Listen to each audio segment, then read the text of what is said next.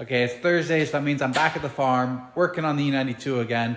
The E92 is pushed all the way into the shop compared to where I normally have it working on it right here, because my sister's gonna be coming later in the day to switch over the winter tires on her SUV. Let me show you what I plan on working on my car today.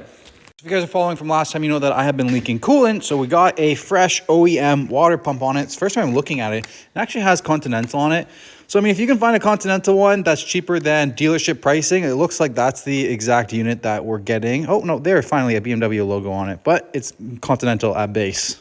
Even with my discount, the stupid thing was like $530, but mechanic diagnosed at the shop and they said that is what's leaking. So we're going to replace that. So we got the coolant, got the deionized water. I also have an engine check light coming on with a bank 2 O2 sensor. So I'm going to replace that secondary O2 sensor. Mechanic did warn me that when I was hammering out the exhaust studs on the downpipes that the O2 sensors are really sensitive. So it didn't surprise me at all when the check engine light came on and it was a post-cat O2 sensor. So those are the two main things that we're going to try and work on today. Also picked up little blind spot mirrors that will take me like 30 seconds to install. And if I have time, I'm going to try to do the carbon overlay on the steering wheel and the Alcantara steering wheel wrap. This is like a 3-hour job. So I don't know, probably won't get around to it, but it's on the to-do list. Main thing we're going to start with is the water pump and the O2 sensor while I'm underneath there.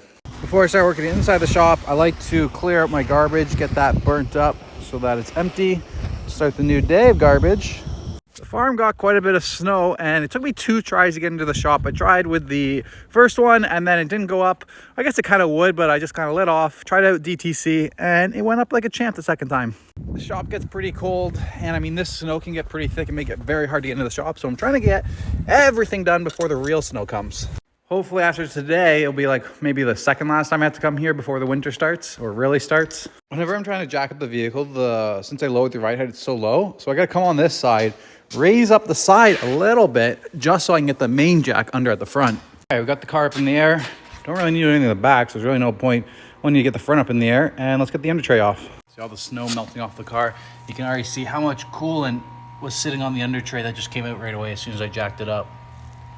Oh yeah, I also got the turbo drain gaskets and O-rings because I noticed one of them were leaking. So I'm going to see if I have enough room without taking the subframe off to get into those.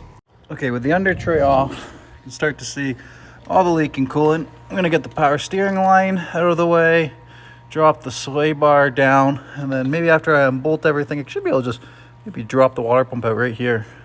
Love working with coolant. It's great. All right, so I just got the water pump out and I can kind of see right here, the blue coolant, and then always seems to be leaking right from there. So I'm pretty sure the water pump is what's leaking.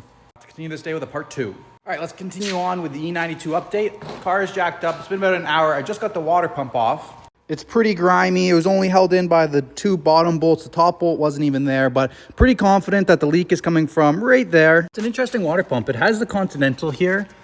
And it has a little circle spot where you'd see the BMW logo right there, but there is no BMW logo, and right here is also blacked out. Looks like they put a production date on the water pump, so it looks like 2005, November 15th when this one was made. And the new water pump looks like it's been sitting in a box since 2018. Let's see if I can get it to focus. 2018, July 22nd. Okay, now that I'm under here, it looks like I have pretty clear access to this turbo drain. And you can see there's quite a bit of oil coming off it, really pooling up there as well. So I got those gaskets, so I'm gonna replace that before I put the water pump back in. See how grimy it is just from years of oil leakage. And I've already like cleaned off so much. All of this used to just be coated black before I got the car. All right, just got the turbo feed line out and it is grimy. That gasket came off pretty easy. So we're gonna clean this up, replace the O-ring and replace that gasket. Got fresh ones in here. I did buy double for each drain, but I don't think I'm gonna be able to get the rear turbo drain out that easily. All right, thanks to the versatile thing my dad got me. It's all cleaned up. Didn't have to use any brake clean. All right, the old O-ring is off. Time to put the new one on. And the new top gasket, it's time to put it back in. All right, it's time to get the water pump back in place. Okay, so I got the water pump in and I put the 2 bolts back. This one has a rubber bushing in there instead of being solid mounted. And there's a little bit of flex here because I didn't get the top bolt because the top bolt wasn't there when I took it off. But this flex, I want to put the top bolt in this time. So I took some stuff off at the top of the engine bay. I took the fan out, so hopefully I have enough room to get into where that bolt is. But my sister just got here, so we're gonna change over her winter brakes and winter tires and do some brakes at that. So we're gonna take a little break from the E92 and work on a little Hyundai. Got some fresh brakes in there. Okay, I got the top bolt tightened up. Everything's in place. Now we're gonna put the last water pipe in, tighten it all down, fill it up with coolant. All right, so I got the old O2 sensor out. Now we're gonna pop in the new one. Was a pain in the butt, but not too difficult.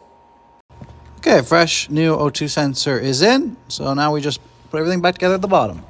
Everything with the water pump is all done. Hoses are tight. So I'm just going to put in the power steering bar, fill it up, test it out, see if it leaks.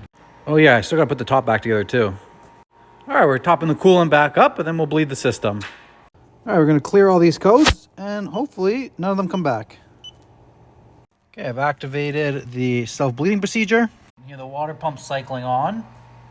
Okay, the cooling system has bled itself and we have no coolant on the ground, so that makes me very happy. About to continue this with a part 3. All right, let's continue on with the E92 update. The pressure tester in, gonna check underneath for leaks. I can't see any leaks. Before, with the pressure underneath it, it was steadily dripping from right here. So that makes me very happy and I am ready to go home. Get the power steering line put back in place, get the under trays back on, and then we're good to go. All done with the under tray. Time to clean up the tools and bring the car down. Before I leave, I did want to install these on. And while doing so, I kind of broke the prongs that hold the fucking thing on. So I'm gonna have to go back to the old one and order another one. That'll be right after I put that on there too. Now I'm back to this shitty mirror. Great. At least I didn't break this side. All right, this was a short one because I am done and it's time for me to go home, and I'll probably see you guys next Thursday so I can finish up that steering wheel. Oh, I can't wait to shower.